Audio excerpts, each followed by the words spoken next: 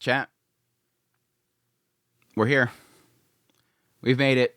It has been several years, but happy Mushoku Mondays, everybody. Welcome back to yet another trek with Mushoku Tensei Jobless Reincarnation novel series. We're on volume 26, story 3. And yes, I have officially finished the mainline Mushoku Tensei series.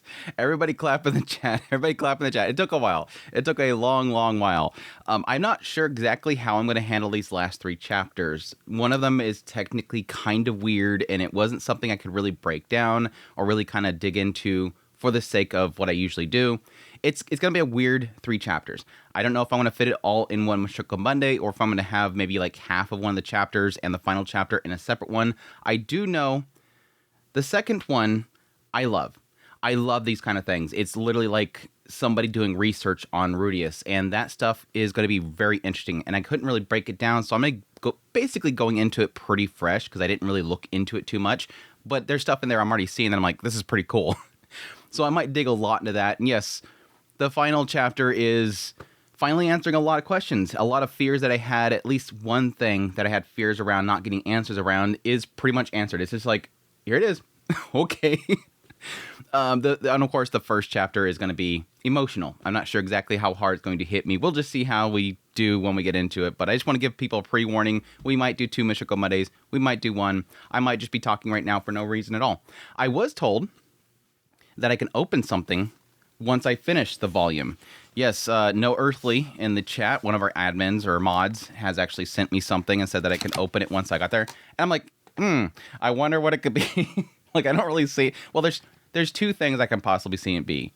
One is the cover, or 2, it could be the pictures that we're going to have in these chapters. But I'm going to assume it's going to be the cover, because most people have been telling me stay away from the cover. If I can get this open, we'll look at it. You have a sleeve in here, but it's not in the sleeve. Like, there's just an empty sleeve in here. Yes, it's display. Yeah, it is a cover. It is a cover. I assume it's going to be the cover. Which I haven't really looked at too much. So this is pretty cool. Let me open it up completely so you guys can see it properly on the cam with the lights and everything. But yes, I'm going to hold my judgments on how I feel about the volume. I know a lot of people are going to probably want to know, oh my gosh, what do you think? Because you just finished it. Like I said, I haven't really like deep dived all 3 of these chapters, so I'm not really 100% on my feelings. I do have some concerns that I've been told has been answered elsewhere, but here it is. That's pretty cool. The colors. This plate is so good. This is not an ad, by the way. This plate's so good with the colors. Like, they just absolutely pop on this metal. I don't know how they do it, but dang. See, I'm assuming based on my information here, we obviously have Zenith, Lilia, Rudeus, Edis, Norn, Roxy, Sylphie. This would be Lada. I'm guessing this would be Lily. We have Lucy, Otis, Sieg, Aisha. Is that everybody? Oh, I don't know what the second daughter is. I'm not sure what the second daughter is. I forget. Because that's one of those really glossed over. We're just going to go, hey, and there's more. That's cool, though. That's super cool. The PDF that I have that I was pulling the data out of, unfortunately scrunched it, so it's cool to see it in, like, full glory. Thank you so much, Earthly. This is amazing. I was going to get it eventually, so you just saved me the trouble. I like how they have the box in there and the bracelet. She's getting in the box and the bracelet. Lily's getting into some naughty stuff. You're not supposed to touch this stuff. You also got Paul's sword in there, too. I like that addition as well.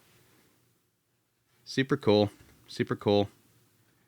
I don't see Aisha and Norn's husbands. That's the unfortunate thing. It's going to be my sticking point as a stupid not getting into that. Eventually, probably. Eventually a side story or something like that. Yeah, like I said, I'm not going to get into my overall final thoughts because I want to get into these before. Sometimes I have different feelings once I start to actually analyze them. I have my reservations. It's mostly around the idea that I feel like ever since the whole Geese thing came up, ever since the letter from Geese, I feel like the series has sort of felt watered down. Like he was trying to get to a big bad. Like I have a stance that I don't feel like every series has to have a big bad. You don't have to have a final boss. It's always had technically the Man God versus Orsted thing, but I don't think like he needs to. It's always been special because Rudeus is not the hero. That's what makes this series great. And so I feel like it getting so focused on a bad guy it lost a lot of what made it special, which is all these characters. These are what the characters that make Mushoku Tensei great. His deep dive and the emotion and the flaws of each of these characters. And I feel like it got so focused on, we gotta get Geese. We gotta find Reserved. We gotta fight the next person that we gotta fight. Again, when we get into these, it might alleviate a lot of that. I do feel like in the end, though, despite everything, Rudeus' story was still satisfying. Rudeus' story in the end is still extremely satisfying. So, and I've been told a lot of the side chapters, ODT, all that kind of stuff is going to cover a lot of the other characters and the overall plot line. But we'll see. We'll see. We're going to do those, by the way. I don't know why people keep wondering if I'm going to. Yes, I'm going to do the redundancies. I'm going to do the two tales. I'm going to do ODT, all that kind of stuff. I haven't really got an answer from the mods. Shame on them. I've asked them like 3 times. I don't know if I'm going to be doing redundant first or if I'm going to do the 2 stories first. I'm not doing ODT first. I know people want me to. I'm not doing ODT first. I'm hoping that they'll do eventually a release of the ODT before then, but I'm not doing that first. I don't know how I'm going to handle Roxy. I've been telling people I'm going to do Roxy Get Serious. I don't know how exactly that's going to work. I might just do like a read of it and then tell you guys my thoughts afterwards. I don't know. I don't know if there's going to be stuff in there like deep dive or anything like that, but we'll see when we get that stuff.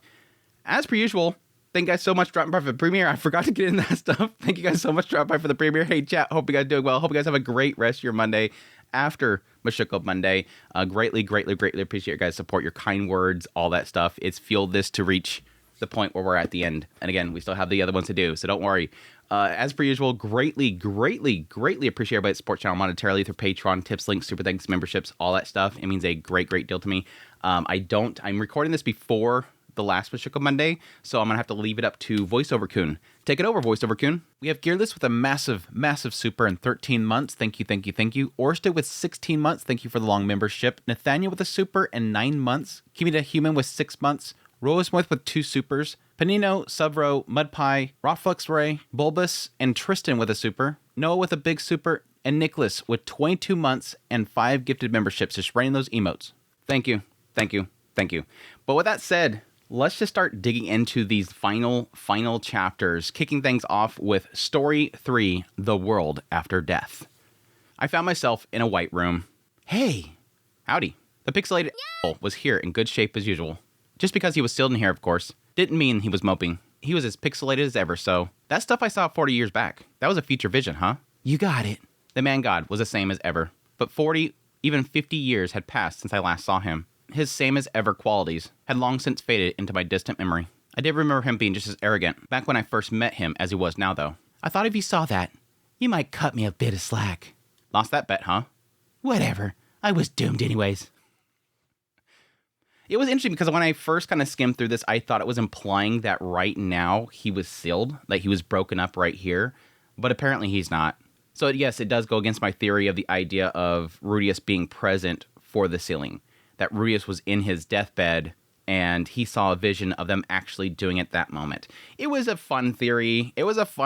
But yeah, whatever. I wasn't so weak-willed that I'd give up everything I'd worked for just because of one dream. Though, admittedly, I might have if it hadn't been in the form of a dream. That was what you look like, huh? Yeah, note here, because it has a he said.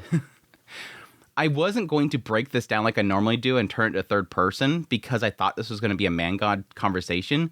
But I realized right here, yeah, that's right. Rudeus' words are quoted. These aren't inner thoughts that the man god's picking up. This is a very different situation than typically the man god visits are. For those that missed it, and it doesn't really get it from me actually speaking it and doing it on here, but as it's in the novel series, it is always Rudeus thinking things, and the man god is picking up on it. That's why I never really changed the perspective, because everything that Rudeus is thinking, the man god is responding to. So I wanted to keep it as if Rudeus is quoting this stuff, because that's what the man god's responding to. Here, and I think this is the case, I might have forgotten something. Here, the man god's not responding to his thoughts. Rudeus is speaking the stuff. And obviously we see later on in this chapter, he technically has changed forms too. So very little interesting change than usual. That's what you look like, huh? I looked at myself. The big, blubbery body was gone. At some point, my appearance had changed. I was in pretty good shape. You could see muscle definition, and my abs were trimmed and toned. It was kind of body that looked like it could float like a butterfly. It was the body I'd grown used to in this world. The body of Rudeus Grey Rat. I couldn't see my own face, but I didn't feel like I was very old. Yeah, that's the interesting thing, because the actual image in this chapter, he's very young. And again, he's supposed to get to like 74, 73. But the image in this chapter, what we end up seeing him as, he's like 30.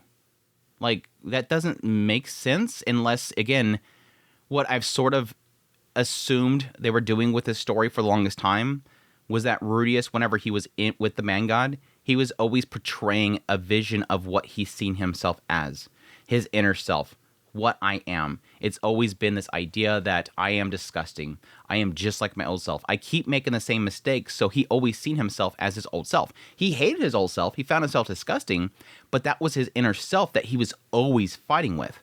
Even in this new life, 20 plus years later on, he kept bringing up the fact that he's so disgusting, this inner self disgusting. And that's what I think kind of came to light whenever he was visiting Man God, my true self. It was for some reason, whenever he was the man god, he showed his true self, his inner self, even though it wasn't him anymore. And yes, there was a side of me that believed it was because that was his soul, that his soul was brought from another life, and thus it was in this new life, and he never escapes that soul, which is the body of his old self. But right here, it's implying that, yes, we're going to go with the whole mindset here, that the self that is shown in this other world, in this barren world, in front of the man god, is what he perceives himself as being. Because right here, finally, Rudeus accepted his new life. He accepted his new self. He's no longer stuck on his old self. Now he feels complete. He feels like he has no regrets in this new life because he's accomplished all that he wants. Thus, this is myself. I'm not my old self. This is myself. This is who I am. So pretty cool. But again, I kind of wish it ended up showing his really old self, like show that 70-year-old self here.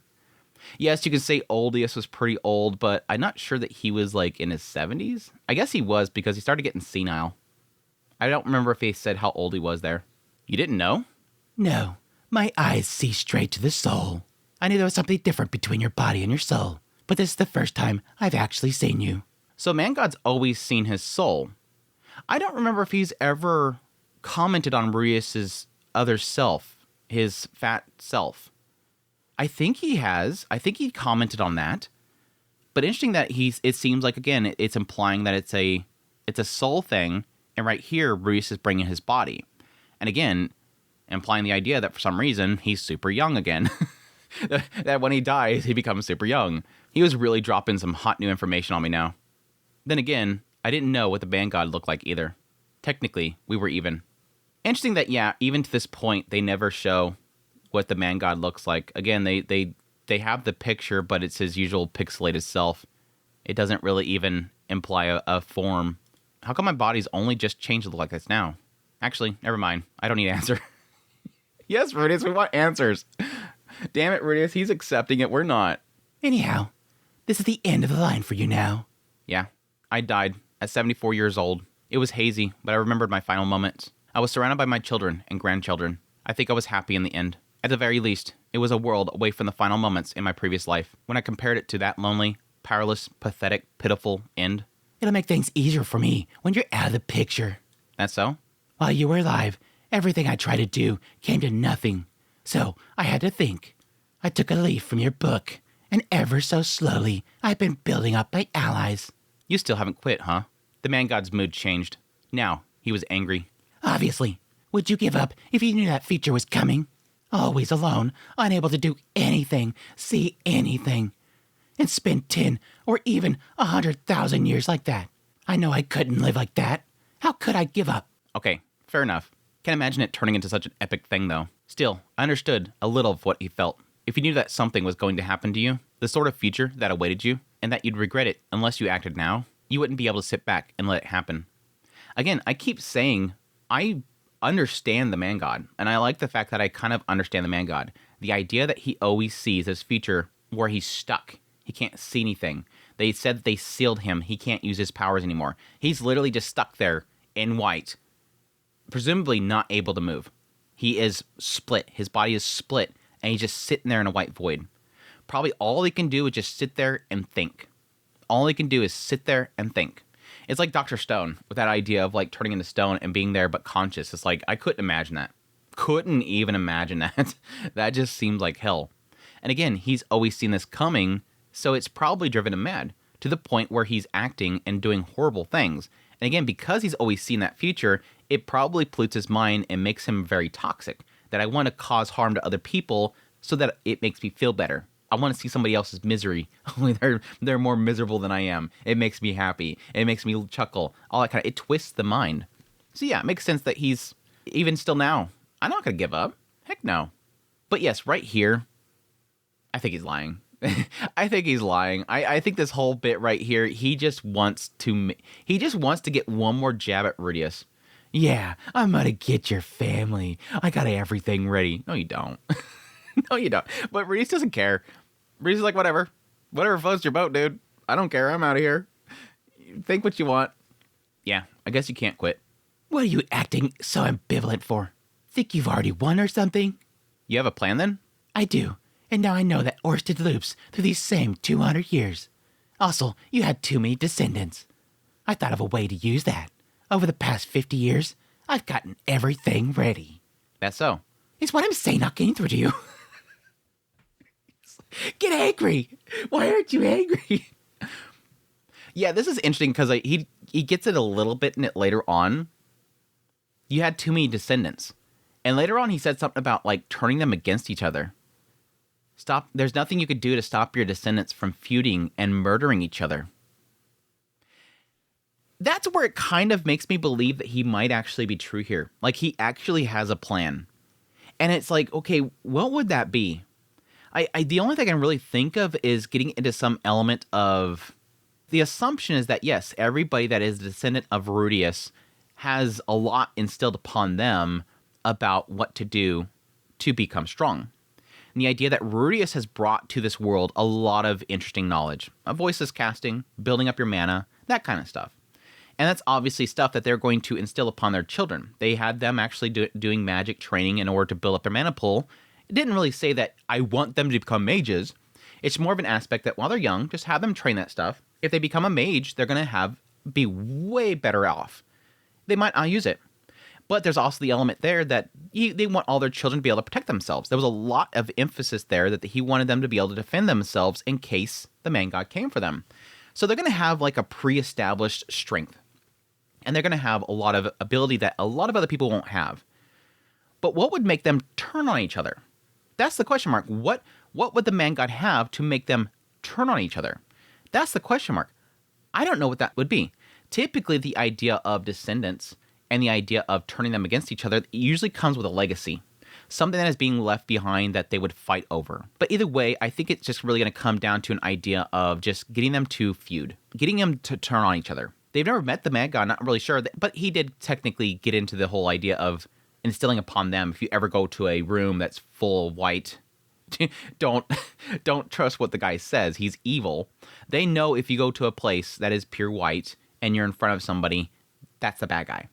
But it could be as simple as the man god taking a disciple that, let's say, is a female. And, get with this guy. And then she gets with him. And then eventually later on go, okay, that guy you're with, tell him that, this one is coming after you and will kill you. Bam. They then turn on each other.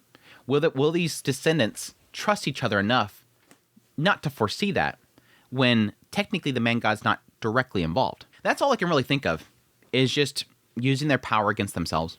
But yeah, also right here, very interesting, he knows that the Orsted loops. Now, I think we've talked about this before, where it's not really a bad thing that he learns about the loops, because he could eventually learn about it. It's not bad that the man god learns about it. It's more of a fear that the man god will remember it after the reset. That the man god, upon finding out that Orsted loops, will eventually go, oh, okay, I got to figure out how to send back to my, previous self this information. I got to find a spell or something that will allow me to tell myself that he's looping. Because it's never been a problem that he would know it, because it just gets reset anyways. Orsted's the only one that remembers. But curious how he found out. I would assume that it's probably just from Rudeus having so many children, they all know who Orsted is. Eventually, one of them learns about it. Orsted learns it from them, or they tell somebody. It's going to get out there eventually. With Orsted now being a part of so many people's lives, it's going to get out there. Shoot, unless they gave Alec a bracelet, he could have easily got it from him. Just watching him. Is what I'm saying not getting through to you? I'm going to turn everything you built against you, then spoil it. Once you've gone from this world, I'm going to use what you made to win. And there's nothing you could do about it, because in the end, you're dead. You can't do anything to stop your descendants from feuding and murdering each other. You can't come to me crying, please stop this. I'm having way too much fun with this. I miss when the man god was the bad guy. It just felt like Geese was the bad guy for the longest time. I miss man god being the bad guy. He's just so weird. You won't even be able to see it. While the man god's gleeful spiel went on, I scratched my face. Then, while I was at it, I scratched the back of my head too. Not because I was itchy. I just really wasn't sure how I was supposed to respond.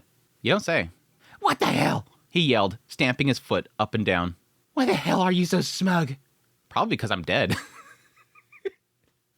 That is true. It's like, what do you want me to do? What do you want me to do? Oh, you're going to get them?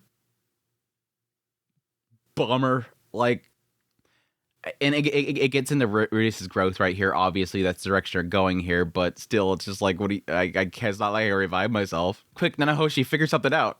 The man god didn't seem to know what to say. He's like, I wasn't ready for this. I closed my eyes and thought back on everything that had happened until now. In this world, I had done the things I wanted to do. I got married, and I made friends. I had children and lots of grandchildren. I even excelled at my job. True, it troubled me to hear the man god talking about the future, and there was many things I thought I ought to have done better. But somehow, mysteriously, I had no regrets.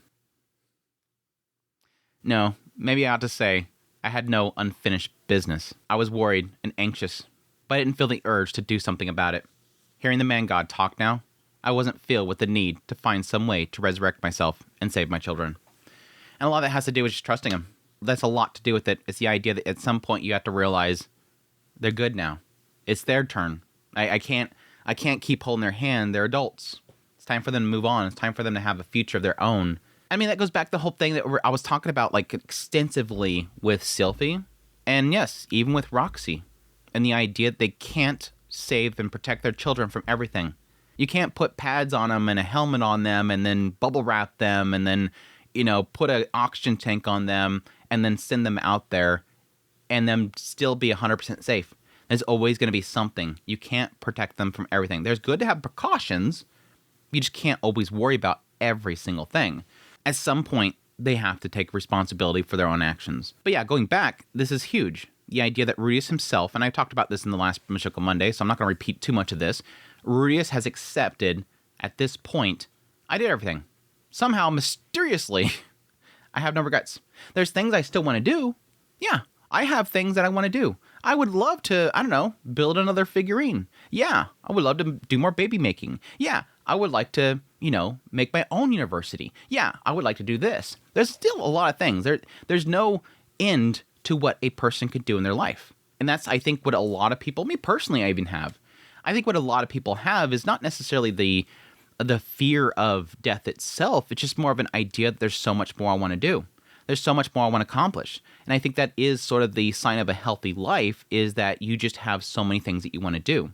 And it can become anxiety inducing. I constantly have insane amounts of anxiety over the idea that I want to do this, I want to do this, I want to do this, I want to do this. There's not enough time in the day. Everybody, in a lot of cases, will have too much stuff to do, not enough time to do it. But it's also understanding that some things don't have to be done. It's just things that you would want to do. It's the thing that you need to do is what causes the regrets. I wasn't able to accomplish this and it had to be done and I didn't pull it off. That's why he says, no, maybe I ought to say I have no unfinished business. I accomplished what needed to be done. I want to do other things, but I accomplished what needed to be done. I was worried and anxious, but I don't really care that I have to do something about it. I'm not clamoring back to the gates. I'm not trying to get back out there and get back to my body. I got everything handled. It's good. Now, I don't think that's any different than his previous life, because I don't think that he really had much that he needed to do that was established. But as we've seen over the many, many volumes, there were several things that he did do in this new life where he was like, I always want to do that. I always wanted to do this. Having a party with people, I've always wanted to do that. I always mocked it, like especially the whole drinking thing. I hated people that were party animals and whatnot because he really wanted to. He was just angry and jealous. He got to do all those things that he wanted to do. If I had to guess, I'd say it's because I thought all of them, kids and grandkids both, would work things out themselves from now on, just as I had done myself. I trusted the kids to apply themselves to whatever problems came at them and do their best to overcome them. You raise them well. You do a good job and raise them well. They can handle it. And again, they still have a parent. That's a huge thing as well. I think if Rudeus passed away after his wives, I think there would be a little more fear there. But right now, they have Sylphie, they have Roxy, that are going to still be there. They're going to still be there to support them. Shoot, even possibly Zenith. I don't think they imply that Zenith has passed away at this point. There's a good chance she has. But she could be like, again, because he technically paused in time, she could be just a little bit older than Rudeus. She could be like 80 or something right now. I slowly walked towards the man god. He was far smaller than I had thought. Up until now, neither of us had gotten any closer to the other than was necessary. So I hadn't gotten an idea of his size. I'm content, I said. I'd lived plenty. I wouldn't say everything was perfect, and I'd surely left a few things undone. When I closed my eyes, not all the memories I saw were good. There were failures as well as successes. But even so, I wouldn't have done it over. I was dead. My job was over, and I could hand over what came next to the living. It was crazy to feel this way, when the guy in front of me was telling me he planned on doing them harm. But I couldn't do anything about it. My heart was so at peace, I could scarcely believe it. Hey, man god. He didn't say anything. I'm pretty sure I tried to tell you this once. What? I don't think I actually hated you that much. I think the man god looked sour. Sure, maybe I only thought that because right at that moment, I was winning. Sylphie and Roxy were still alive, and our children were all healthy. Edis had died before me, but she'd reached the end of her life. You failed again, Rudeus? You knew! You knew! Rudeus, you knew and you still failed? I guess that could be a destiny thing. It could unfortunately be a destiny thing. That was the point in which that was it. That was it. Edis died before me, but she'd reached the end of her life. It hadn't been the man god's fault. If some little thing had gone differently, I could have ended up hating the man god with every fiber of my being. I might have turned into a machine whose only purpose was killing the man god, like the me from the future. I doubt he was able to die feeling as peaceful as I did now. The person I was a result of how things happened to turn out, nothing more. I respect Rudeus for this, honestly, because I think a lot of people, it would be a challenge for myself. Just because I see not necessarily what the man god did, but what the man god put into play. All the things that put them in danger constantly. It's like, just to give an example. Say you have your loved one is with you. Somebody, brother, sister, mother, father, daughter, son, cousin, somebody that you cherish. Somebody standing next to you, wife, husband. And somebody comes at you and they have a knife. And they keep swinging it at your loved one. They keep swinging it. And yeah, you keep dodging it. You keep pulling them out of the way, but they keep swinging it. And they keep doing this for 30 years. Would you not hate them? Because you keep having to pull your loved one out of the way. It nearly died. Nearly died again. Almost got the neck that time. Oh my gosh, nearly stabbed him. Would you be able to say, I don't think I hated you. I don't. Again, I understand Rudeus' mindset here, and it's similar to what he had with Geese. And the idea that in the end, I didn't lose anything. You didn't lose anything. But the people around you lost things. The people around you lost things. Zenoba, a good example, Zenoba. He lost Pax. The people around you lost things. You've seen suffering because of what he was doing. He was trying to kill you, and you lost people, not directly, but indirectly lost people. It's hard for me to say that I would agree with Rudeus here. But again, I think it goes back to earlier. It comes to an aspect that in the end, it's done and done. There is a mad respect here for Rudeus in the end after all this stuff, once it's concluded and he has passed away, and this guy's still saying, I'm going to keep swinging that knife at your loved one. I can't pull him out of the way now. I hope they can dodge it now, because they're going to have to handle it going forward. To be able to turn and say, basically, I forgive you, it's huge. That is massive. That shows a lot of maturity again. For damn sure, if you pulled up Volume 1 and said Rudeus then passed away and stood before the man god, and then the man god said everything that was going to happen, it would say he's a dirtbag. Rudeus from the very first meeting of the man god hated his guts, so I could easily see that. But I like where Rudeus takes this. I like where it kind of goes. What are you talking about? I don't really know myself, but I think it's thanks to you that I was able to feel so peaceful. If I hadn't had such a clear enemy, I don't think I'd be so content now. Right, that was it. If not for the man god, I probably have started getting lazy around when I turned 20. It's just so true. It's just so true how much the man god really pushed Rudeus. And you can see it. Honestly, you can see it. If you go back to before everything really started hitting the fence, which honestly I think for the most part was the displacement incident, but that's, as we see in this chapter, that's not the man god. He 100% says, no, it wasn't me. And we see it with the last chapter. There is a cause here of the displacement incident for really shaking things up for Rudeus. But when it was originally from that first and second volume, there was a sense here that Rudeus just wanted to have a life with Sylphie. And then he goes over to do the training. I'm going to eventually earn some money, and then I'm going to go to the Magic University with Sylphie. That's really all it was. It was as simple as, I'm going to go to this university, I'm going to learn magic because Roxy taught me magic and I'm having fun with that. I'm enjoying this new life now. Again, if it weren't for the displacement incident and him coming back and running into Orsted and him having this fear of being killed by Orsted, then seeing that everything's gone, and then the man god constantly trying to get rid of him and throwing things at him constantly, Rudeus would not have built up. And especially when it came to the time where he runs into Orsted, fights Orsted, and then clearly sets the man god as the enemy, finally right there, he's building. He's building and building and building and branching out and traveling around. If it weren't for all this stuff, he would not have accomplished a lot of stuff. He would have just stayed right here. I'm comfy. He was fresh out of his previous life where he was comfy in his little room. He was tortured, and he was miserable, and he was in a bad state, but he was comfortable. And again, when he comes in this new world, this new life, he's comfortable in that house. Okay, he comes out into the yard. Comfortable. I don't need to go out there. It's dangerous out there. Roxy pulls him out of that. Okay, I'm kind of comfy. Okay, this is okay. This is okay. Meets Sylphie. Starts to do that stuff with her. Grows a bond with her. Wants to learn magic more with her. Get to the university. Get all that stuff. But I think without the displacement, it's to really kind of throw him out there, and then for him to get a real true target, he would have stayed right there. He would have stayed right there. Right. That was it. If not for the man god, I probably would have started getting lazy around when I turned 20. I'd have married Sylphie, worked reasonably hard, and tried a reasonable amount. I'd have come to the end of my reasonable life, felt reasonably content, and then died. That would have been that. A life like that wouldn't have been bad in and of itself, but there was no way that would have brought me the contentment I feel now. Even if I didn't actually regret anything before I died, I might have wanted another chance, or to do something over, or to go back to some point in the past. Again, having that goal makes sense. Pushed him. It pushed him. I would have got comfy. Just do my daily job, all that kind of stuff. It pushed me. It pushed me to go to here. It pushed me to beat this person. Not that he wants to meet all these people, in some cases. I gotta go meet some person I don't really think I'm gonna like. Or I have to get in chummy with some king that I think is a dirtbag. But it's an experience. It's sort of something that I experienced myself when I got into procurement. And the idea that I had to meet and talk with a lot of people I just didn't care for.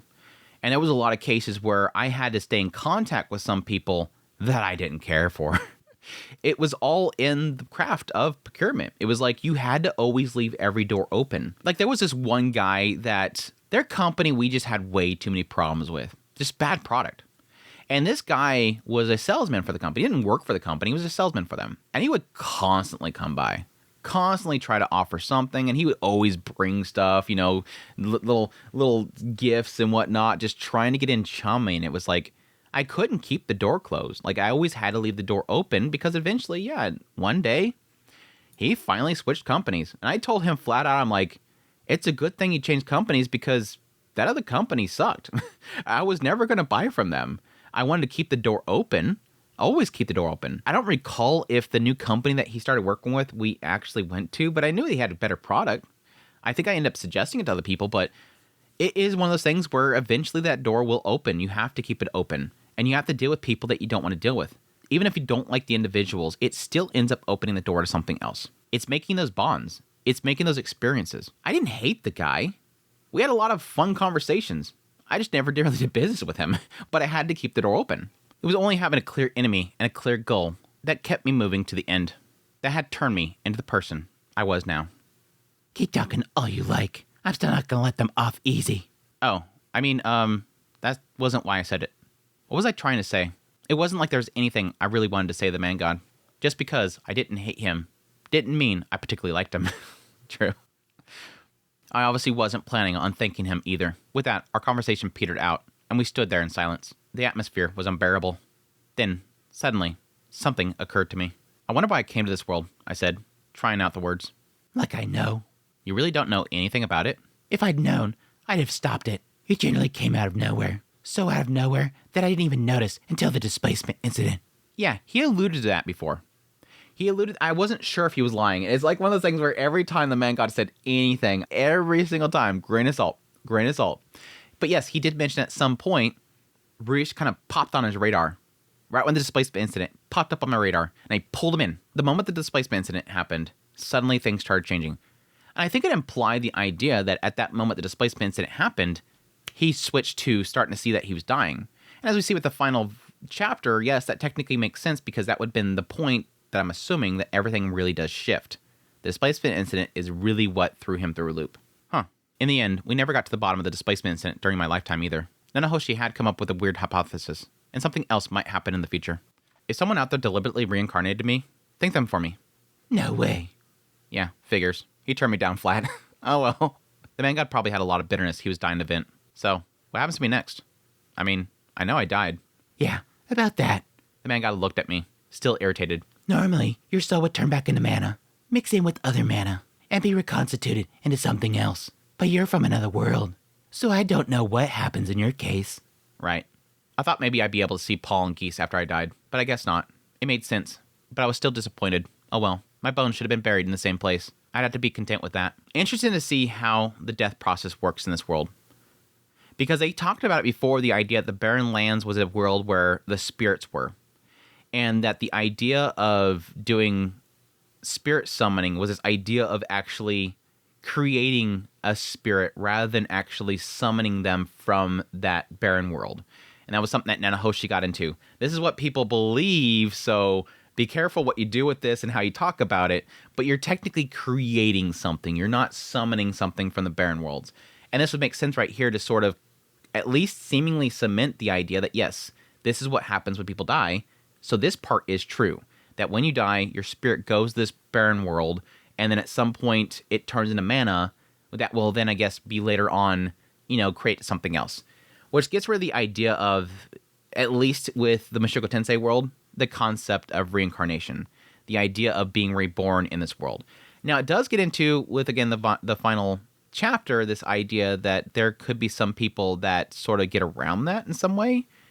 Similar to an aspect of what's going on with Orsted and the idea of a time reset. But it's still interesting to kind of see that there is a process to death of this world. And the idea that, yeah, somebody like Paul and Geese, when they die, they just become part of the life stream, so to speak. You become mana, and then you just go back into the system. Not the idea that your soul is put into the system and will go into something else. That typically you get from rebirth concepts. I noticed my body was slowly fading. Was this what turning back into mana looked like? This must be how death worked in this world. Perhaps, right before they died, the other residents of this world came to this white room too. Only, if the man god didn't feel like seeing them, they just wait here and fade away. In that sense, he was a bit like Yama, the god who judged you after death. This guy showed up when people died to smirk and mock them about their lives, though. So a nasty Yama. You tripped and broke your head open, you idiot. I can just see him just running around to each end of it. And he was probably doing that before he realized that he was going to die. He was probably just wasting his time pulling in people and looking at their lives and just laughing at them. You tripped and died like that? You idiot. You died in one shot. You're so weak. Oh, gosh. You choked on a chicken bone? You idiot. Oh, anyways. Ugh. The man guy wasn't sporting his usual smirk. He was actually tapping his foot as though he couldn't disguise his annoyance. He wanted to gloat to me about his victory and see me consumed by regret as I faded away. And he was pissed off because I'd shrugged him off. Well, the important thing here, interesting thing that I noticed right here, the man god has never told Rudeus, I've got it. I have it. I see my future and I won. He never tells Rudeus, I won.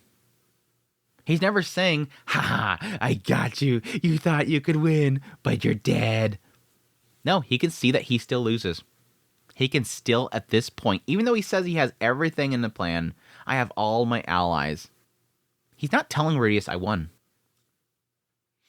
He just wants to get one jab at the person that caused him to lose. He really was a piece of work. I stood in front of him. Look, maybe this isn't for me to say. I vaguely put a hand on his shoulder. But give it your all, okay?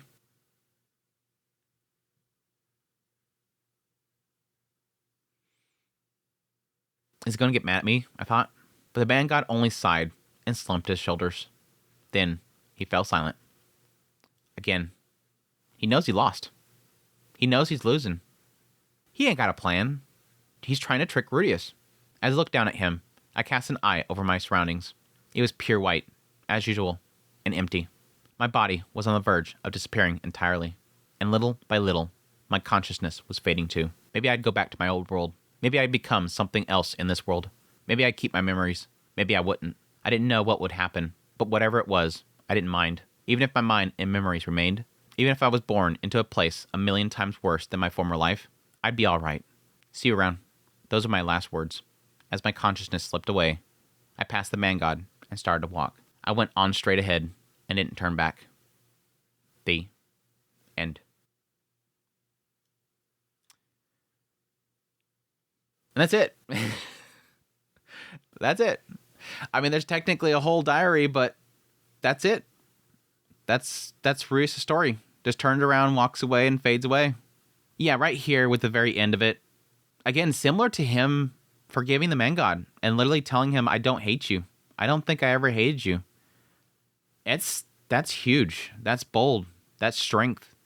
The idea that he's willing to kind of go to the guy and say, I can't really tell you not to do it. Give it your all. I think there's an element there where I think Rudeus has said this before. I think there's an element there where Rudeus does sort of see himself in the man god in a lot of ways. That you're kind of like me. I used to kind of be really angry like him. I used to hate people. I used to sit there, literally that was Rudeus in his previous life, was sitting there at his window, looking out the window and looking at people and just being angry. Just being angry at people. Like in the whole drinking thing. Seeing people partying, walking down the street drunk. Hate it. He just hated watching other people being happy. And right here, the man god was the same way. The man god was watching other people doing things. And it probably made him angry that he's seen his suffering in the future. And he's stuck there. I kind of wish that they got more into what the man god is and what he was doing in the barren worlds. When was he actually created? Why was he always there? Was he actually amongst other groups? Again, it gets into the idea that he tricked the dragon god and all that kind of stuff. But how did he end up in the barren world?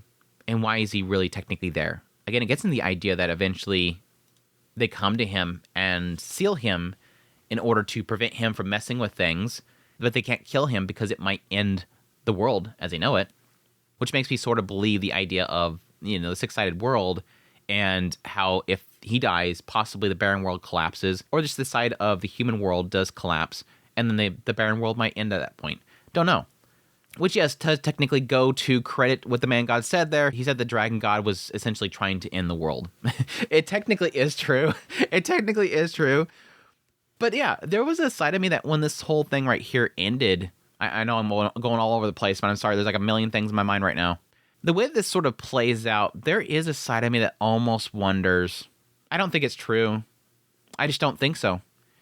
There's a side of me that almost wonders if this interaction that Rudeus has with the man god leads to the man god possibly contacting Orsted or communicating with Rudeus' family and tells them, okay, this is what you need to do. It's fine. I don't know, like he gets split up, he gets chained down, gets sealed away, but what is the chances that he sort of extends an olive branch It's a stretch. It's a massive stretch, but I kind of wonder. He's defeated, and Rudeus right here is literally being pretty cool about this. Look, give it your all. I don't hate you. Give it your all. Maybe. I'm just saying maybe. I'm just saying maybe. But yeah, that's the end of the story. And that's, like I said, it's a good end for Rudeus. It's such a conclusive story to Rudeus's life, and the idea that he's accepted so much of his life, his path. He doesn't feel those regrets. Everything that he wanted to accomplish, not everything that he wanted to accomplish, he doesn't have anything that he feels is unfinished. He doesn't have to have it finished, kind of thing.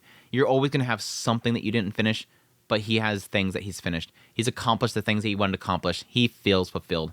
He filled up his belly. He doesn't have like his previous life where he only physically filled up his belly. And he doesn't like what's around him. It's a good end to Rudeus' story. It's a good conclusion to the Man God as well. I don't really feel like I really need too much from the Man God anymore. I think I kind of gotta... Again, I would like to know a little bit more about his history, and that might get in the side story stuff, so we'll have to wait and see. But let's get into Appendix, the Austrian Kingdom's dossier on Rudeus Greyrat. Like I said before, I eat this stuff up. I like this kind of stuff. It's sort of an overview of everything of Rudeus' life, and I'm hoping some cool stuff in here. Again, I didn't really kind of pre-edit this stuff, so a lot of this stuff's going to be first time for me. But let's get into it. I'm not sure if I'll get through the entire chapter. I might end up splitting this one half because I'm already noticing that the last chapter took me a lot longer than I thought it would. So we're going to probably end up splitting this chapter, but we'll see. The subject, Rudeus Greyrat, is extremely famous. Today, his name is inscribed in the histories of every nation on the map. Many researchers would have the experience of casually glancing at the letters or an artifact only to realize that they were signed Rudeus Greyrat. Whether in a corner of a teleportation circle drawn in all the nations of the world, in the appendices of the new editions of the magic textbook, or on the side of a bridge on a road, his name appears everywhere. Those alive today who have encountered his name likely outnumber those who haven't. I like the idea of the bridges especially. It immediately makes me think of something like the Earthworm Ravine. Is it that bridge? Gonna go for that? Don't cross that bridge, Rudeus collapses. However, many would be lost to describe what he truly did. Some might recognize him as the greatest magician of the 400s, Armored Dragon era. Others might know him as an academic genius who turned formal education on its head, or an intellectual who had a transformative influence on the culture around toys and figurines. Who the hell is this guy? I remember seeing him like on the side of a bridge, so he was an architect? No, I remember seeing him, he was on a figurine I had, so he's a toy maker? No, he's in that textbook that Timmy is reading about magic. So wait, he's a teacher? Dude got himself in every cookie jar. But they didn't mention that he was a creator of automatons and android robots. Did he never make the automaton? The maids? The robot maids?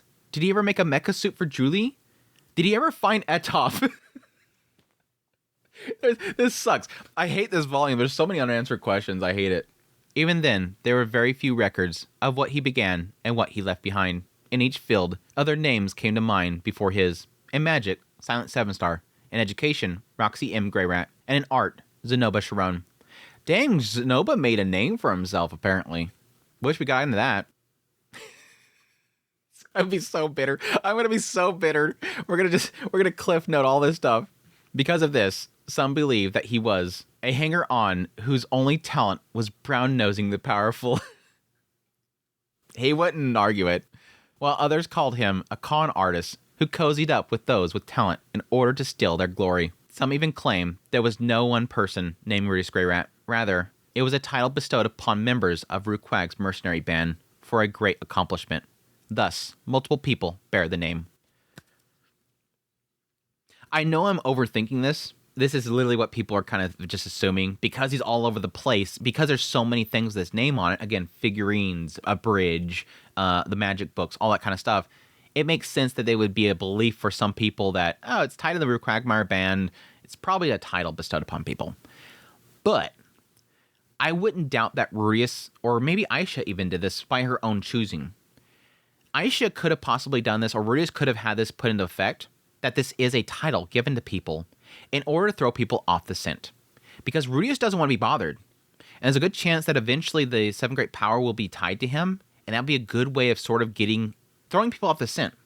Oh, that's just a title. Why would that be that? Doesn't make any sense. There's got to be a mistake here.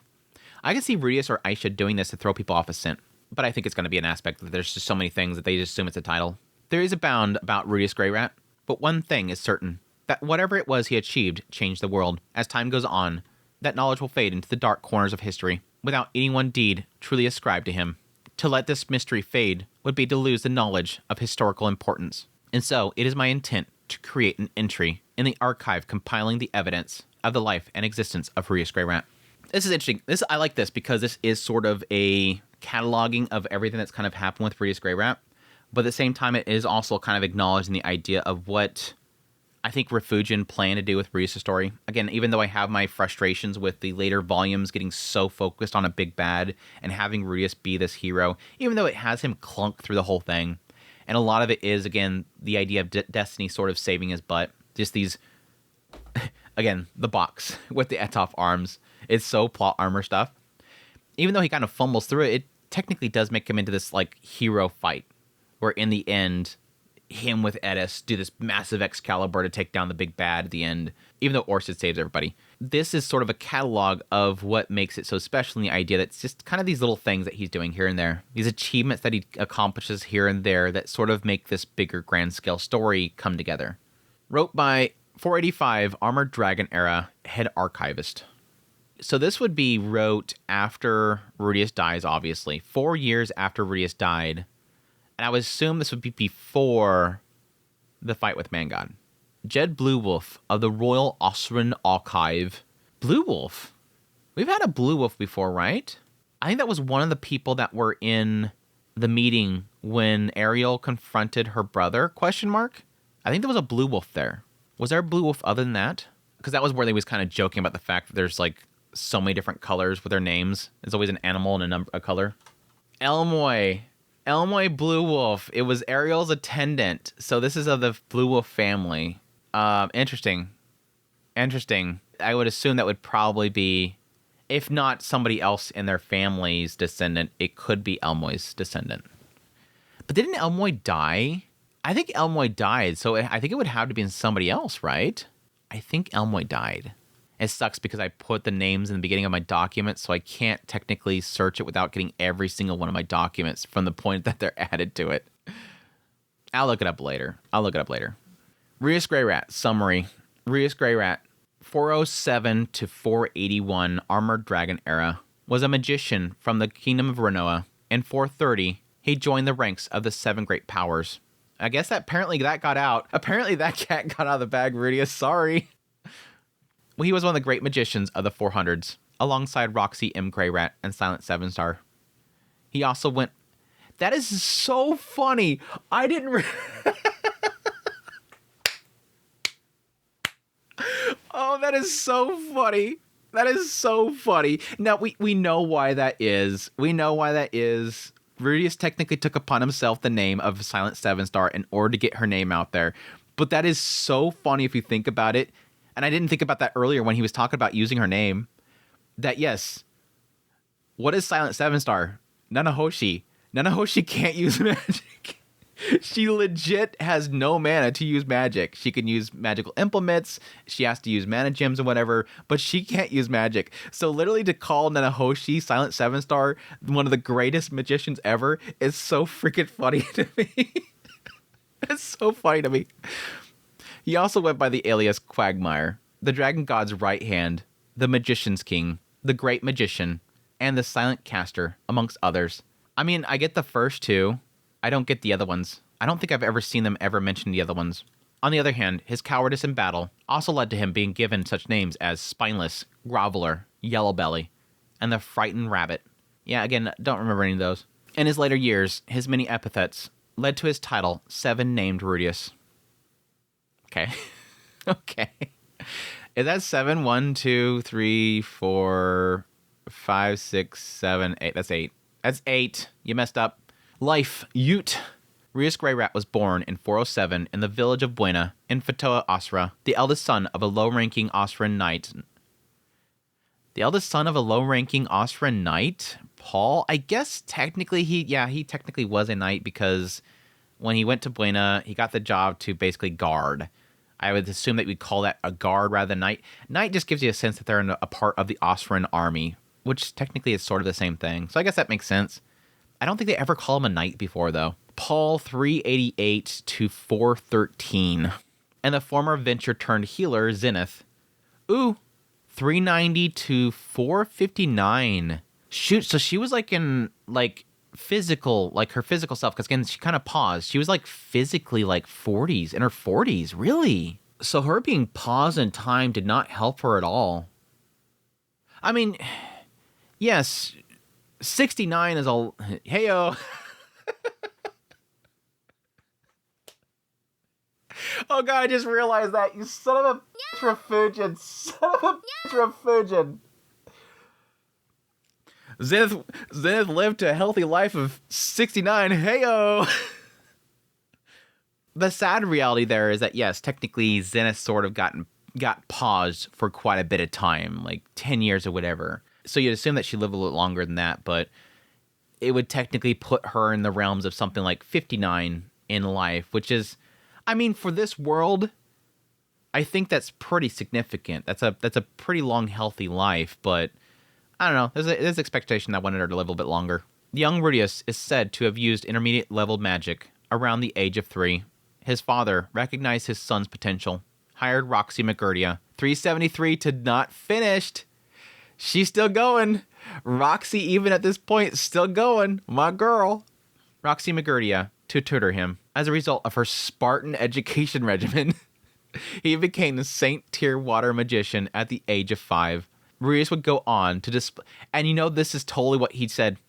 Rudeus pushed this, that she was such a good teacher and stuff like that, and you would assume that people are like, yeah, for him to learn Saint tier level magic, that's insane. She must have put him through some crazy training. If you asked Roxy, she'd be like, no, he was incredible. Rudeus would go on to display talent surpassing that of his teacher, but he would continue to hold her in high regard until his death. Damn straight. At the age of 7, the Boreas Grey Rats, the governors of Fatoa at the time, took notice of his talent and asked him to come to them as a tutor. No, Paul contacted them. And this is going to be an oddity about this because this guy is basically a third party trying to research this stuff. Because you even note that here, it never mentions Sylphie. Like, this is a person that's researching Rudeus. There wouldn't be any information on Sylphie. This researcher's not going to even know that she even existed there. We'll probably find out later as we get into later parts of his life. It's going to be suddenly pop. He marries Sylphie. That's what the researcher's going to see. He's not going to see that she's there.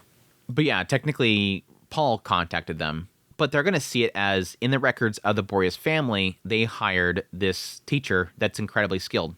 There he taught magic to Edis Boreas Greyrat, later known as the Mad Sword King Edis, while also taking up creation of figurines using earth magic. I guess that they technically would have information on that because, again, he sold the figurines at that. That was the first time he sold a figurine. Despite possessing talent that set him apart from other children, Rudeus is said to have cried over missing his parents when they did not visit on his 10th birthday. Again, this is one of those things where they're looking at any information they can find on him. So what are they going to probably find? They're probably going to find some noble was at that party and they seen him crying in front of everybody. And it had to have been somebody that visited from outside of here because everything at the Boreas estate is gone. I was about to say, yeah, they could have found a record book from Hilda or something. Hilda's diary. That stuff's gone. Unless somebody took it and stored it somewhere else in another country. Well, despite being super talented, he cried over his parents not coming to his birthday, as one would expect from a child his age. And the displacement incident of 417. I guess technically they have mentioned the idea that there's similar incidents in the past, but to say specifically a displacement incident of 417, I guess you would have to specify in a document like this, in case something else happens. I'm sorry, it makes me wonder if another one happened after this. He and Edis were transported to the Bagoa region of the Demon Continent.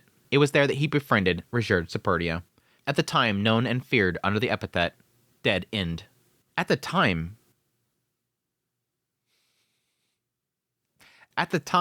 past tense, at the time known as that. Implying that things changed, I like that. As an adventurer, he embarked on a journey from the Demon Continent back to Fatoa in Osra on the Central Continent. It was at this time he first met Zenoba Sharon, and Cliff Gwemar, who were to become his lifelong friends. Interesting, they have no information on Rudeus gaining his eye, visiting Millis. There's no documentation of him being in Millis, which I don't think there would really be anything there. But you would assume that he might got some information on Rudeus going by the Beastfolk village, or possibly the whole freeing of the Beastfolk themselves, because that was nearly a war right there. You would think there would be some documentation on that. But yes, technically, the Beastfolk went there with Rajerd. Rudeus wasn't technically physically at that standoff. So I don't know if there would be any information there. There would be records with the Beastfolk, obviously, because Rudeus helped them technically free the children, which was probably a large portion of why the war didn't happen. It was at this time that he first met Zenobia Sharon and Cliff Gwemar. But after he got to the Central Continent, he met Cliff Gwemar. He did not meet Cliff Gwemar during his journey, no. And again, this is an aspect where this is a third party. I don't think this is a Seven Seas. I think this is a third party that is trying to research this stuff, and he assumes that Rudeus probably met Cliff right here, because Cliff is like a big part of his life later on. In his 13th year, he saw Edis back to Fatoa, then set off for the north of the Central Continent to search for his missing family. This is when he made a name for himself as the adventurer Rudeus Quagmire Greyrat. The student years. In 422, Rudeus moved to the magic city of Shariah in Renoa, where he entered the magic university on the recommendation of Genius Halphus. There he outshone Linnea Dodolia, Persinia Adolia, Silent Seven Star, and the immortal demon king Body Gotti, and earned a reputation as the greatest magician at the university. The following year, a 16-year-old Rudeus married the magician guardian of Ariel Anamoi Asra, Sylphiet. After a long period of courtship, it was at this point that he seemed to have put down roots in Shariah and decided to spend the rest of his days there. That year, he received word from his father, Paul, that his mother, Zenith, had been found on the Bagrat continent, and so he traveled there. With Paul and Silent Seven Star's aid, he was able to use a teleportation circle that had miraculously survived to make the journey. Together with Paul, Elonalise Dragonroad, Talhand, Geese, and Roxy Magurdia, he braved and defeated the teleportation labyrinth. No mention of Lilia, Shiera, and Viera. What the hell? They were helping too. They were keeping them supplied. In the battle with the Manatite Hydra, the guardian of the labyrinth, Paul was killed. Although he rescued his Zenith, the displacement incident had left her in a mindless state. Rudeus was plunged into the depths of depression. It was his teacher, Roxy Magurdia, who saved him. This is how Rudeus came to take her as his second wife. I'm surprised it's that detailed with that. Again, this is a second account, researching it, but there could be a situation, and I think later on, if I remember correctly, it does get into where it gets the information, which is kind of a cool little segment of this chapter. I assume that somewhere in there, it probably has the tale of Roxy and what he did for her. Because from the public view, a lot of people are just going to see it as he just took another wife. He had this fight, they lost Paul, they came back, he married Roxy. That's what the public is going to really see. I mean, because, like, for example, it doesn't get into how Rudeus was in a massively depressive state, and then Sylphie, with the help of the Luke Juice and Ariel, saved him. They don't get into detail about what Sylphie did for him, is my point. In 415, Rudeus and Edis Boreas Greyrat fought Dragon God Orsted in a forest on the outskirts of Shariah. The reason for the battle was unknown, but some theorize the Dragon God Orsted meant to harm Ariel Anamoi. That's what the public seen. Literally, they defaced an entire countryside, but they're like, yeah, probably after the princess. And Rudeus was acting to protect her. Oh, that's good. I like this is the stuff I love. This is the stuff I love, seeing how weird the public views certain occasions. I hope there's more of this in this chapter. I love this stuff. Again, I didn't really read a lot of this stuff when I was going through here, so this is going to be fresh for me. After this battle, Edis Boreas Greyrat became his third wife. In the same year, Rudeus fought in the Osran Civil War on the side of Ariel Anamoi Asra. That makes sense as to why they're connecting it to the Dragon God Orsted. If in that same year he goes and fights the Civil War, it would make sense that it's probably connected. We see Rudeus was doing this, it was probably connected to this. He did battle with the North Emperor, Auber Corbett, North King Weta, and Water God Rada, and defeated them, for which he was called the architect of Ariel Anamoi Asra's ascension to the throne. Interesting that it makes it out like... Now, it makes sense for Weta, because the only people that were in that street when he died was Rudeus and his band. I can technically see Edis and people around him giving him credit for Auber, but I don't understand Rada.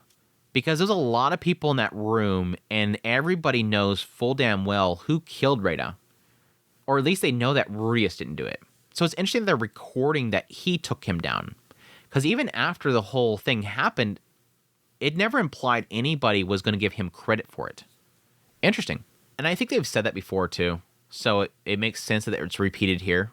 Rudeus established Ruquag's mercenary band in the magic city of Shariah in 417. Though he took the role of chairman, he is believed to have delegated all actual running of the company to his younger sister, Aisha. In his 20th year, he and Zenobia Sharon allied themselves with Pax Sharon to fight in the Sharon Kingdom's War of Defense. They engaged the enemy forces from the north at Fort Curran. Rudeus is said to have killed over 10,000 people in this battle. Following his graduation from the Magic University in 419, he journeyed to the holy country of Milis with Cliff Grimoire. While there is no detailed account of that time, he is believed to have applied himself into deepening his friendship with the Blessed Child, as well as appointing Cliff Grimoire to a position of importance in the Milis Church. It's funny because, yeah, that technically wasn't his goal to meet the Blessed Child. It just, in the end, happened. And yes, in the end, it became one of the greatest benefits that he got from that. Yes, a lot of it is propping up Cliff. And yes, it is, learning more about Zenith. But yeah, politically, gaining that bond with the Blessed Child was huge. In 430, he fought alongside Dragon God Orsted in the Berhil Kingdom. In the course of this battle, he overcame the North God Kalman III, and so became one of the 7 great powers. There was a side of me that thought that they were going to give that a name. That the incident that happened in Berhil Kingdom, it would be like the Battle of Berhil Kingdom, the Ogre Superd War, something like that, giving it some sort of name for history books. It might not be significant to the overall world, but to Berhil Kingdom, it was a massive shift in a lot of things. One being the Ogre God dying, 2, a lot of the area being damaged and destroyed, and probably a lot of the ecosystem itself shifting around. But then you also have the inclusion of now the Superds are amongst the people. This is a huge shift in the kingdom itself. Years in the 7 great powers. All of the stuff that we skipped. Oh, thank you, Refugian. Oh, by the way, here's all the stuff that we skipped. Following his ascension into 7 great powers, Rudeus ceased to appear in the center of events. This may account for why, in the present, he enjoys less recognition than the other great names of the same generation. Silent 7-Star, the witch Nanahoshi, who stepped into the spotlight, more or less as Rudeus stepped out. They know Nanahoshi. Interesting. I thought that name wasn't very public. Somebody made her more public? Interesting. I guess they technically could have got her name through the university, because I think they knew who she actually was or what her name was. And Roxy Margurdia, who later became headmistress of the Magic University. Yeah, my girl. Yeah, my girl. Taking over places. Roxy taking over places. Both are more widely known. Because of this, few are aware that he was one of the 7 great powers. Again, I'm curious who said. Who ratted Rudeus out? Who leaked the information? It had been proposed that Rudeus died in the Berhil battle, and the one who appeared afterwards was a body double, or that it was only a name. As records remain of his involvement in the establishment of Ariel's National University, these theories can be immediately discounted. It was unknown what Rudeus was trying to achieve by stepping out of the public eye. Sources indicated, as a follower of the Dragon God, he enjoyed the friendship of figure-making and president of doll-making company Zenobia Sharon, Pope Cliff Grimoire. Okay, go back. Figure maker and president of doll making company Zenobia Sharon. Again, so are we talking big doll? are we talking big doll? Or are we just talking about plush dolls? I don't think they would call them dolls. Again, they were trying to make automaton robot maids. Unless they call it the robot company, the robot doll making company, the robot maid company. My assumption is that he would eventually have gotten to that point. That's what they were aiming for. But yeah, Pope. My boy. Again, this is all this crap that I wish that was covered earlier. Why do we wasted too much damn time on this stupid stuff about this stupid war and this stupid fight with Bodygotti that I didn't care about. This stupid Bodygotti fight that was stupid to begin with. They should have focused on this stuff. My boy Cliff made it. I'm so happy for my boy Cliff. He got his recognition. Pope Cliff Grimoire of the Milis Church, the Blessed Child of the Milis Church, Queen Ariel Anamoy Osra of Osra, Death God Randolph of the King Dragon Kingdom, the Doldias of the Great Forest, and Immortal Demon King Atof of the Demon Continent. Does that mean she's good? Does that mean she's good? That technically doesn't mean anything. I mean, it technically says he's stepping out of the public lives, source to indicate that, because he has friendships with all these people, after stepping out of light, that implies that she's back. Yay. It is believed that he was attempting to bring the world under one banner in preparation for the resurrection of Laplace 80 years hence. Other sources call him a paragon of wickedness who resurrected the forbidden teleportation circles as part of a plot to use their expediency to achieve world domination. Okay. Death. Rudeus' wife, Sylviette Greyrat, announced his death from old age in 481. He passed away peacefully in his bed at the age of 74. An extraordinary 5,000 people came rushing in to attend his funeral. Also present, after disappearing even more completely than all but Rudeus himself, was Dragon God Orsted. And thus, 4,990 people fled the scene. I don't see this. I don't see this, mainly because of it. Yes, I see Orsted being there, which is the mental image is hilarious. But I don't see this from a public viewpoint. Again, Rudeus was trying desperately to keep a low profile. Again, it's saying that he's disappearing. I don't see a lot of people really having much attention to him. Though I guess it technically makes sense to a public image in the idea of technically everybody from Asura, nobility and whatnot's going to be there. I guess it's really kind of seeing it from a standpoint of him being such a political figure to a lot of nations. A lot of people are going to come there out of political necessity, more so than having a personal connection. I don't think this is 5,000 people that are super close friends of Rudeus. I think this is going to be a lot of people who just know him as being sort of very important politically to a lot of groups. And yeah, a lot of them are going to be his family. A big chunk of that's going to be his children, grandchildren, great-grandchildren. I guess because it says rushing to attend his funeral, it makes you believe that it's people that are friends and loved ones. I think a lot of this would probably be political. Anyways, equipment. Magicians usually bear a staff and favor suppression attacks at long range. Rudeus, however, engaged in close-range combat. I guess yes with magic armor. Okay, I was I'm like, what the hell is it talking about? Aqua Hartia, a staff given to him by the Boreas family on his 10th birthday. It was made from the arm of an elder treant native to the eastern reaches of the Great Forest on the Mills continent. Its magic stone was an ultramarine blue water stone, an A-rank item from a wandering sea dragon in the north of the Begaric continent. The staff was made by Rod director Chien Prokyon. Although I butchered that name. I butchered that name. Although extremely powerful, Rudeus ceased to use it after the completion of the magic armor. See below. He didn't cease to use it. He just didn't really have a necessity for it much anymore after that. But yeah, that technically does make sense. I don't remember them ever actually mentioning really using it for a long time. Yeah, it's been a long time since he ever actually used it. Did he even use it in the Shrome battle? ? Damn, I'd have to go back. Magic Armor version 1, a prototype set of magic armor crafted with the assistance of Zenova Chiron and Cliff Grimoire. It stood around 3 meters tall. A stone cannon Gatling gun was mounted on its right arm, and it bore a shield and stone of absorption in the left. While it consumed vast amounts of mana, it was believed to have possessed offensive and defensive capabilities on a level with the 7 great powers. Rudeus built it to fight Dragon God Orsted, then continued to make use of it after allying himself with would-be enemy. However, it was destroyed by the fighting god in the Battle of Brahil. Right there it says it in the Battle of Brahil. Just call it the Battle of Brahil. Magic Armor version 2, a jet black set of armor composed of arm, leg, and body parts. A detuned model of the version 1, this armor gives the wearer the abilities of a Saint tier sword fighter. That's a weird entry there. I don't know where they would get that assumption, but I guess the idea there is that it's basically, again, a battle aura.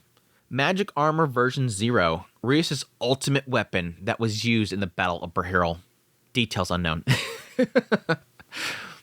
And then there's finally, Magic Armor version 3, where it's specifying this. The magic armor used by Rudeus in the later years, standing around 2 meters tall, it possessed the same functionality as version 1. The general purpose of the Magic Armor series that came later is said to have been based on version 3. Yeah, this makes me believe that it's unrelated to what Rudeus used in this volume. Again, because at some point Rudeus says, oh, you remember on the beach, version 1. And even Bodigatti says, you said version 1. I don't think we ever had version 3 in this volume. Whatever. I'm tired of figuring it out. It's stupid. Stone cannon Gatling gun. A bundle of staff-type magical implements that fire stone cannons without regard of magic expenditure. When activated, the Gatling gun fires off stone cannons at a tremendous rate, consuming so much mana that an ordinary person would be drained to 0 in moments. It was created by the magical implement director, Jacqueline of the Renoa Kingdom. Stone cannon shotgun, a version of the Gatling gun above, configured to shoot 12 times in a single burst. It was created by magical implement director, Jacqueline of the Renoa Kingdom. Paul's sword. They just call it Paul's sword. They don't call it like just a magic sword or something like that. They call it Paul's sword. A magic item that cuts better the harder its target. This is the most famous of Paul's swords, though as an adventurer, he favored a different weapon. Again, this is the most famous of Paul's swords? Though as an adventurer, he favored a different sword. Yeah, obviously the sword that Norn has. But saying the most famous of Paul's swords makes me believe that, and again, we might get into later on, that there was some sort of epic road of Paul's life. And I can see Norn writing a story about her father. Interesting. But yeah, he got that in the Barrett continent. So it would only be involved in that story, which is going to be a pretty big epic story if Norn does write it, of the Hydra fight. Spells. Rudeus was proficient in all schools of magic. As one might guess from the name Quagmire, he particularly favored earth and water magic. Rudeus is said to have utilized a wide range of spells depending on his opponent.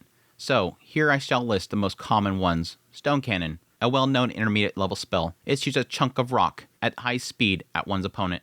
However, when Rudeus used his spell with unvoiced casting, it carried enough power to disintegrate an immortal Demon King. He also used variations, including Blast Cannon and Stone Shot. Well, there's the conclusion there. Blast Cannon is Stone Cannon variation. Quagmire, an example of Rudeus' patented combination magic. Rudeus is supposed to have been able to conjure a quagmire large enough to submerge an entire town. Deep Mist, another example, as above, of Rudeus' combination magic. It is said he could conjure enough mist to conceal an entire forest. Electric, Rudeus' original spell, condensing the king-tier water magic lightning. By using the spell in close combat, Rudeus was able to neutralize an immortal Demon King in a single hit.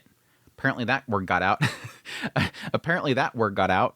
Shockwave, a wind spell that creates a pulse in the air to send one's opponent flying. Rudeus allegedly used this spell in close combat to fight as though he were flying.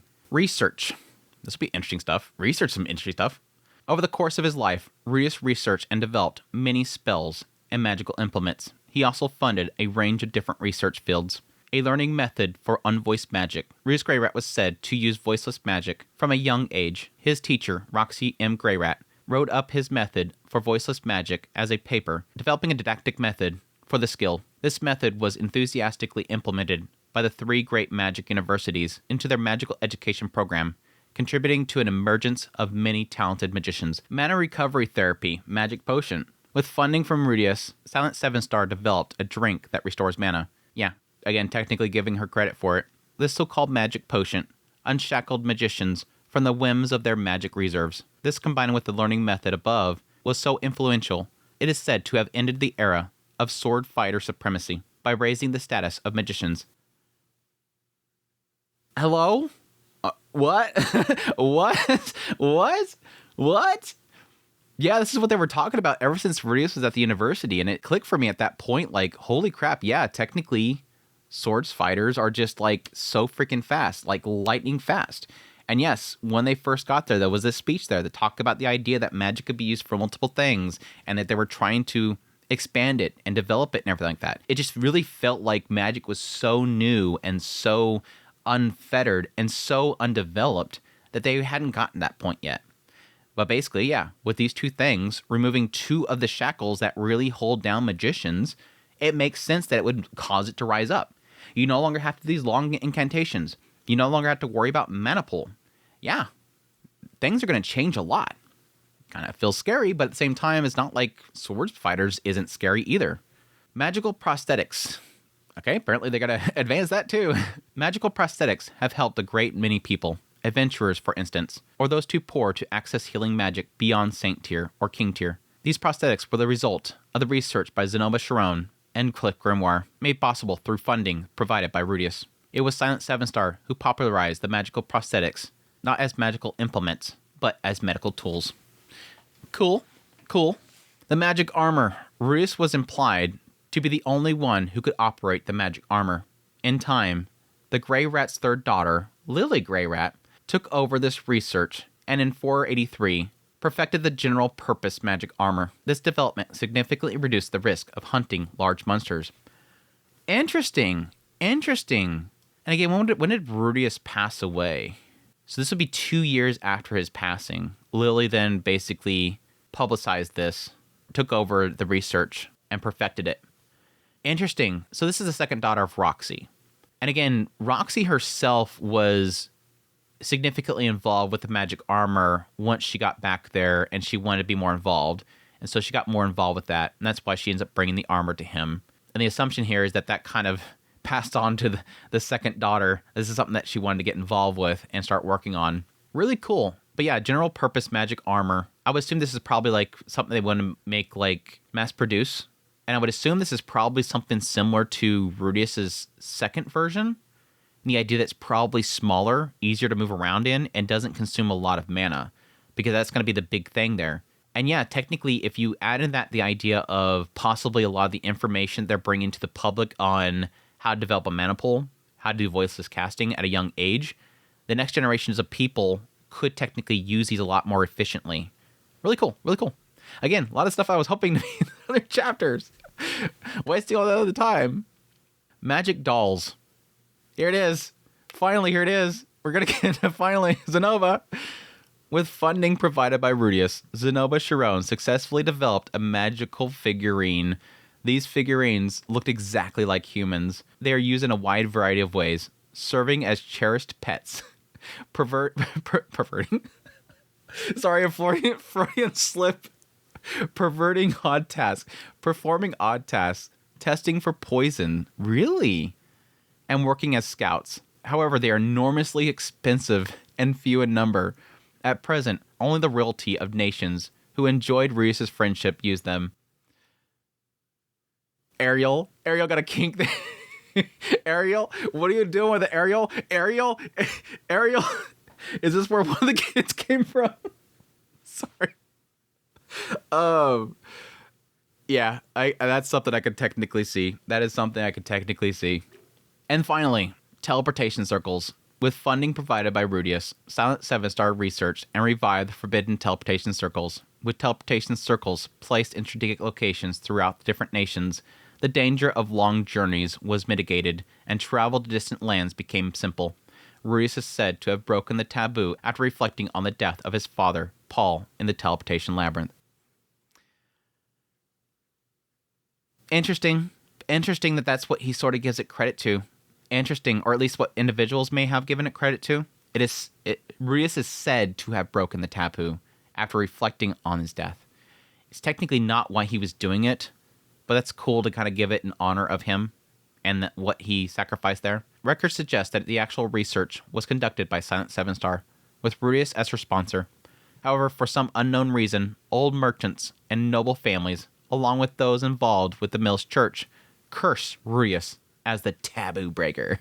Yeah, I can see a lot of merchants not liking that because it's technically going to make a lot of what they do no longer necessary, no longer profitable. And yeah, noble families aren't going to like it either because they probably profited a lot from those merchants and profited a lot from having those borders and those preventions. And yes, you technically have a lot of, it's kind of similar to like our current world. The idea that there's certain nations that are very secluded, their citizens are very secluded from the outside world. And the idea of getting information about how other places are run would cause problems for them. So I can see that a lot for the nobles as well. But I'm going to stop there. I'm pretty close to halfway through these 3 chapters, and I think this is a good stopping point. Plus, I have to get on to Mushoku Monday. Mushoku Monday is airing for me right now in 15 minutes. So I'm going to cut it off right here. And I think this will actually work because I think next week hopefully is a pretty meaty episode because we still have what I think is probably going to be super interesting, which is where the information is coming from, where all this stuff is coming from. We still have like the family to go through and everything like that. I think this stuff is going to be super juicy. I'm loving this chapter. This chapter right here is like literally everything that I'm mad that they skipped past and glossed over. This is all the information about where people go right here. This is what I wanted earlier. So I'm loving this chapter already. I was told that, yeah, this is probably one you're going to love. This is probably one you're love.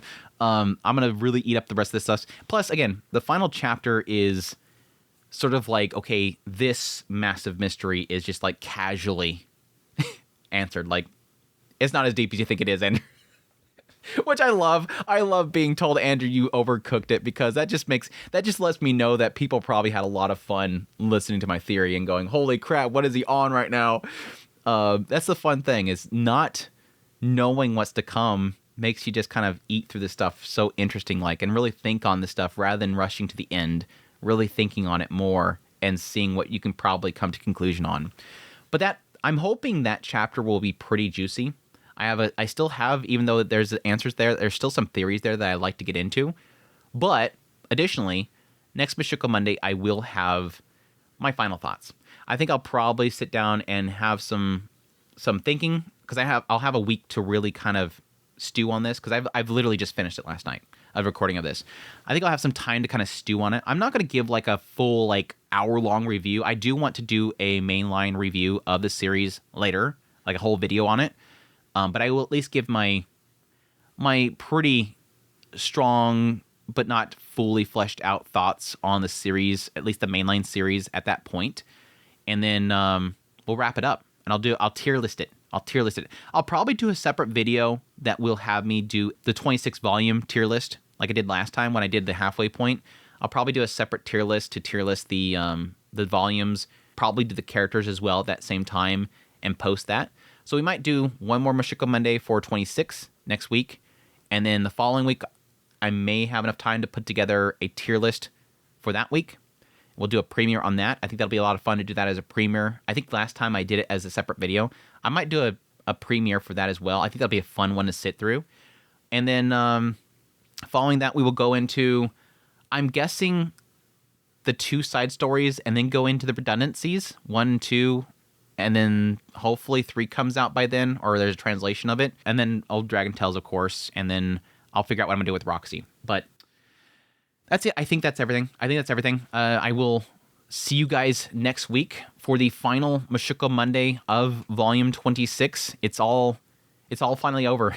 We're finally over the main line, and I'm kind of sad. I'll get into more details next week, but I'm kind of sad. Again, like I said before, I am happy how Rudeus' story ends, but there's a lot of what I'm getting in right here that's sort of finally giving me some closure on some other stuff, which is kind of nice. So my opinion's kind of changing around a lot of other stuff as I'm reading through this part right here. But anyhow, until then, we'll pause. We'll pause. I'm sorry for everybody. We'll pause for now, and we'll come back next week to make our conclusions. But I thank you guys, as always, for dropping by for the premiere. Hey, chat, thank you guys so much for dropping by for the premiere. You guys are absolutely amazing. Again, before I forget, thanks to I want to make sure that it's the right side up. Thanks to Earthly for in the chat there for our mod, along with Adrian. Everybody thank the mods right now in the chat for making Mushoku Monday what it is, because I'm sure that some people will probably start drop off from the Mushoku Monday series as we finish the main line. But thank them in the chat for all they've done for modding the community and keeping things clean so that I don't get any spoilers. They've done an excellent job. And again, thank you, Earthly, for the display. I don't know. I might be able to put it back here. It might be blurry enough, but if the focus comes in, people are gonna be like, "What the hell's that on the screen?" I don't know. We'll have to decide where I'm gonna put it. But thank you guys so much for dropping by for premiere. Thank you so much. Again, thank you everybody that supports channel monetarily through Patreon, tips, links, super thanks, memberships, all that stuff. It means a great, great deal to me. It's because of you guys that keeps the lights going. It's kept this going on for as long as it has, and I could not be more grateful for you guys' support. It means a lot to me. But anyways, until the next Mushoku Monday, which is the final Mushoku Monday of the mainline series, y'all take care. Oh, wait. Sorry. What am I thinking? I'll take care.